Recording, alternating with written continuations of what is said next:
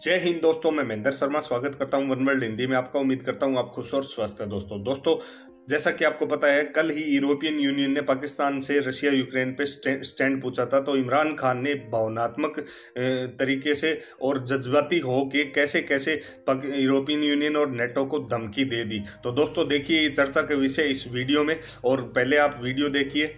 आप करते हुए वजीर आजम इमरान खान साहब ने यूरोपीय यूनियन को शदीद तनकीद का निशाना बनाया। क्या कहा, आपको पहले वो सुनवाते हैं।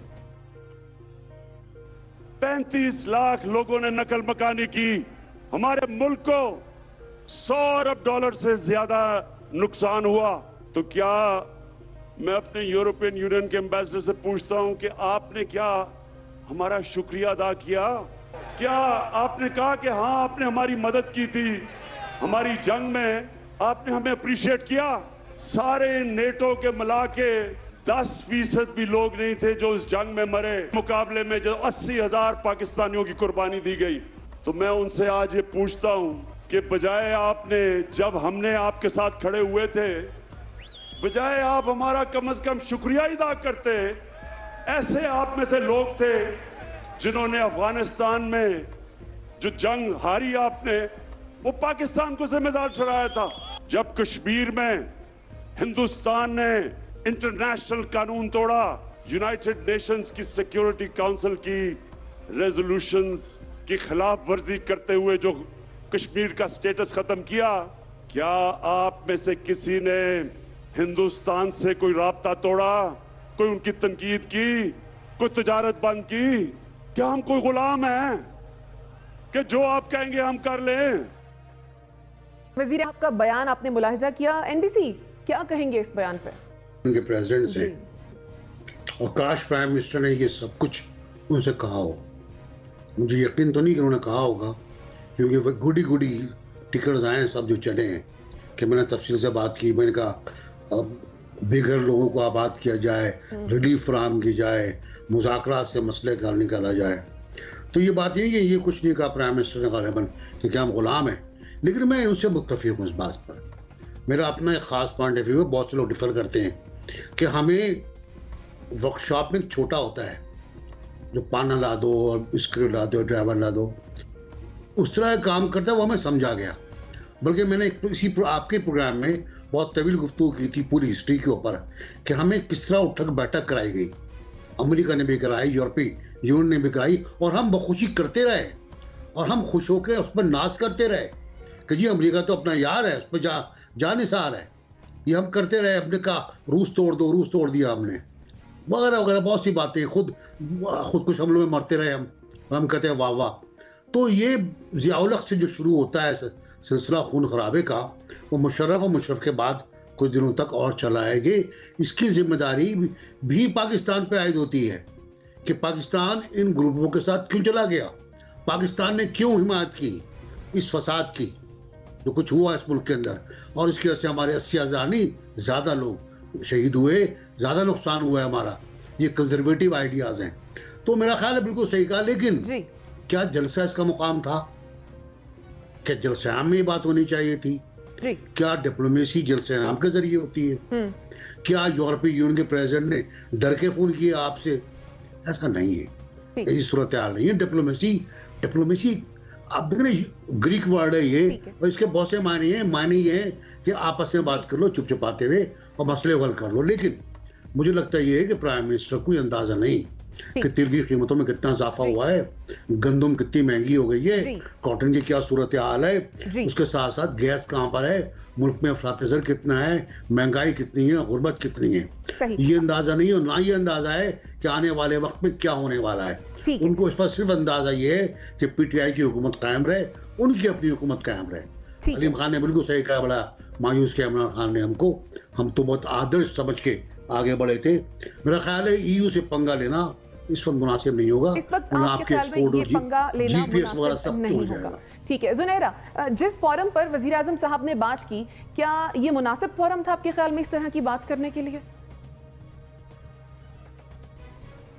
देखिए, येस एंड नो, बिकॉज हर बंदे का एक अपना पॉइंट ऑफ व्यू होता है। जब वो हमें पब्लिकली ख़त लिख रहे हैं जब जो बाइडन हमारी कॉल नहीं लेता और हम यहाँ बैठ के उसका मजाक बनते हैं कि हमारे प्राइम मिनिस्टर का वो फ़ोन तक नहीं अटेंड करते, हमारे अपने लोग ही इसी बात पे हंसते हैं। फिर अमेरिका हमें हर चीज़ का इल्ज़ाम भी देता है, खुल के इंडिया का साथ भी देता है।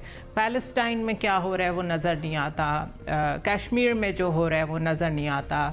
पुतिन क्योंकि पर्सनल दुश्मन है तो 5 दिन में यूक्रेन जो है उसके लिए उन्होंने ऐसी वेस्टर्न प्रोपेगेंडा कैंपेन लॉन्च की है जो अनप्रेसिडेंटेड है।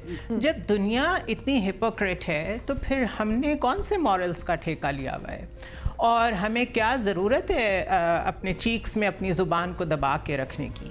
क्योंकि एक काम अगर आपने करके देख लिया है, आपने एक पॉलिसी 70 इयर्स फॉलो करके देख ली है, it is high time to change it. हाँ, आप उसे चेंज कैसे करते हैं वो मैं या आप डिक्टेट नहीं कर सकते कि खान साहब को कैसे करना चाहिए था, कैसे नहीं करना चाहिए था। उन्होंने उसको जिस तरह समझा उन्होंने उसको वैसे किया। इन प्रिंसिपल बात बिल्कुल ठीक है। क्या वजह है कि इमोशनलिज्म जब 9/11 होता है और बुश खड़ा होकर लोगों को कहता है कि मैं पूरी दुनिया उड़ा दूंगा, either you are with us और विदाउट अस, उस वक्त तो हमें नज़र नहीं आता कि वो मकाम ठीक था, वो बात ठीक थी कि नहीं थी। जब हमारा वज़ीर आज़म एक पब्लिक लेटर का जवाब पब्लिकली देता है तो हम खुद ही उसके खिलाफ हो जाते हैं। ये this is like getting out of a camp जिसमें हम 70 ईयर्स से रह रहे हैं, उसमें टाइम लगेगा। आप ईरान जैसी कौमों की मिसाल देखें, कब से सैंक्शंस लगी हुई हैं, खड़े हुए हैं। द वे USSR टूटा था, रशिया जिस तरह कम बैक कर रहे हैं इंटरनेशनल अरीना में, तो नेशंस के लिए डिसाइसिव मोमेंट्स आते हैं, अपॉर्चुनिटीज़ आती हैं और वो चांसेस लेने पड़ते हैं। वो सही भी हो सकते हैं, वो गलत भी हो सकते हैं। तो सोच समझ के कभी बातें करते हैं, तो इसी तरह ये भी उन्होंने बिल्कुल वो घबराहट उनकी बहुत वाज़ेह थी और ऐसा हो जाता है। बहुत से लीडर पहले भी इस तरह की घबराहट में बातें कर जाते हैं, लेकिन इन्होंने असल में आधा सच कहा है, इन्होंने पूरी बातें की नहीं। जो इन्होंने यूरोपियन यूनियन को ललकारा और कहा कि जी हम क्या गुलाम हैं और हमें आपने इस्तेमाल किया, तो इमरान खान अगर पूरी बात करते तो उनको ये बतलाना चाहिए था कि जी हमने ये हमने सर्विस के लिए तो हमने फराहम किया ना अपने आप को। जनरल अयूब खान ने अड्डे फराहम किए थे पेशावर में बटबेर के मकाम पे, उन्होंने आके कब्जा तो नहीं किया था अमेरिका ने। जनरल ज़ियाउल हक ने फराहम किया था कि जी हम आपकी पाइपलाइन बनने के लिए तैयार हैं, आप हमें पैसे दें। मुशर्रफ ने अपनी इक़्तिदार को बढ़ाने के लिए सब कुछ किया था। तो इमरान खान बड़े कन्वीनियंटली जो अपनी जिम्मेदारियां हैं, हमारे लोगों की जिम्मेदारियां हैं, उसको ये गोल कर दिया इन्होंने और यूरोपियन यूनियन को जिम्मेदार किया। बेशक उन्होंने हमें इस्तेमाल किया, गलत किया, नहीं करना चाहिए था, लेकिन इस्तेमाल करने की जो इजाजत जिन लोगों ने दी आप उनका भी तो नाम लेना, उनको भी तो बताएं। उन्होंने आधी बात की कहना चाहिए था तो पूरा सच कहना चाहिए। नसीम सिद्दीकी साहब, आपके ख्याल में इस बयान से क्या पाकिस्तान को नुकसान पहुंच सकता है? बिल्कुल कोई नुकसान नहीं पहुंच सकता। पाकिस्तान एक आइटमी ताकत है और हमें कोई लीडर मिला है जो इन लोगों की आंखों में आके डाल के बात कर रहा है। हमें खुश होना चाहिए, जितनी आधी बात की है उसका साथ देना चाहिए, क्योंकि पाकिस्तान एक, हम कहते तो है सॉवरेन कंट्री है। कायद आजम ने जिस तरह आंखों में आंखें डाल के अंग्रेजों के उस वक्त बात की और पाकिस्तान लेके दिया, उन्हें बड़े नुकसानात उठाने पड़े। आपके ख्याल में कोई नुकसान नहीं पहुंचेगा? कोई नुकसान नहीं पहुंचेगा इंशाल्लाह ताला। ठीक, इंशाल्लाह। देखें, मैं समझता हूं कि जो यूरोपियन सफीरों ने प्रेस रिलीज जारी की वो डिप्लोमेटिक नॉर्म्स की खिलाफ वर्जी थी, सफारती अदाब की खिलाफ वर्जी थी। अगर हम खुद मुख्तार मुल्क हैं और वाकई यूरोपियन यूनियन पर सियासत नहीं कर रहे और कोई हम पब्लिक सेंटिमेंट से नहीं खेल रहे, तो उन सफीरों को यहाँ से निकालने का हुक्म दे देते, कहते कि ये नापसंदीदा लोग हैं, नए सफीर इनकी जगह भेजे जाएं। एक टेलीफोन कॉल पर मान जाने की क्या बात है? जो डिप्लोमेटिक तरीका है रिएक्ट करने का, उससे रिएक्शन शो करते तो मजबूती जाहिर होती ना। जलसे में तकरीर करने से तो नहीं जाहिर होनी थी। आप उन सफीरों को कहते भाई बोरिया बिस्तर बांधे और जाएं, आपको किसने प्रेस रिलीज जारी करने का हक दिया है? ये सफारती अदाब की खिलाफ वर्जी है। वो ममालिक अपने नए सफीर भेजे, इतनी जरूरत तो थी नहीं, एक फोन कॉल पे फिर ढेर हो गए। ठीक है, आपका पॉइंट आ गया नाज़रीन। इसी के साथ मुझे और दोस्तों देखा आपने कैसे पाकिस्तानी मीडिया अब चीखने चिल्लाने लगी है, क्योंकि पाकिस्तान के प्रधानमंत्री इमरान खान ने जब से नेटो और साथ में यूरोपियन यूनियन को स्टैंड क्लियर करने की बजाय उनको धमकी दे डाली और उन्हीं पे क्वेश्चन मार्क उठा दिए, उसके बाद से पाकिस्तानी बुद्धिजीवी बहुत से हैं जिनको डर भी लगने लग गया है। क्योंकि कहीं ना कहीं अब पाकिस्तान की इमरान खान की इस तकरीर का जो नतीजा है वो पाकिस्तान की आवाम को भुगतना पड़ेगा। क्योंकि ये पाकिस्तानी मीडिया में आपने देखा कैसे इन्होंने डिस्कशन भी किया है कि पाकिस्तान यूरोपियन यूनियन के साथ पंगा लेके हमने सबसे बड़ी गलती कर दी है।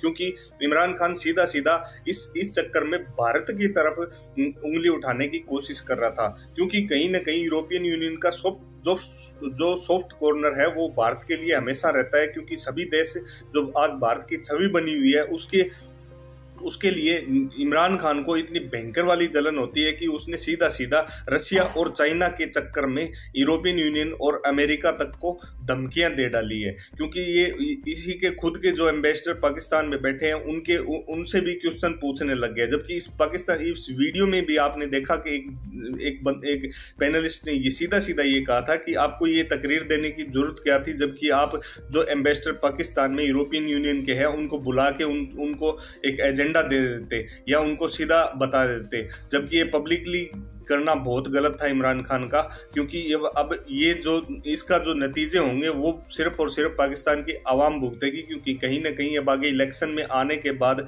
इमरान खान तो पतली गली से निकल लेगा, जबकि रहा हुआ मलबा सहन करेगी पाकिस्तान की आवाम। तो दोस्तों देखिए आपने वीडियो, इनकी मानसिकता, इनका स्टैंड जो यूरोपियन यूनियन से उनसे पूछा।